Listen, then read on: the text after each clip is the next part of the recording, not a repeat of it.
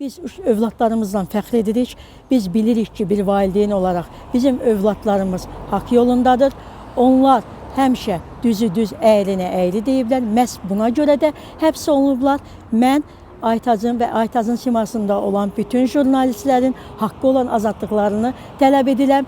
Aytac əminəm ki, əminliklə deyirəm ki, Azərbaycan məhkəməsində udacaq və biz hakimlərin bu verdikləri qərarını sadəcə istehza ilə və güləşlə qarşılayırıq. Həbsini jurnalistika fəaliyyəti ilə bir daha əlaqələndirdi və qaçaqmalçılıq cinayətinə ona olunan ittihamla bağlı heç bir əlaqəsi olmadığını, onun tam əsassız olmasını bildirdi.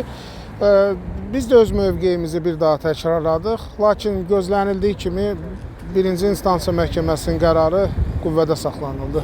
Aytacın simasında digər jurnalistlərin həbsinin qüvvədə saxlanması absurd bir məsələdir. Bugün onlar əgər bir məhkumdurlarsa, məhkum olaraq hakim qarşısına çıxırlarsa, inanın onlar bu məhkumluğun ağırlığını da daha gözəl göstərirlər.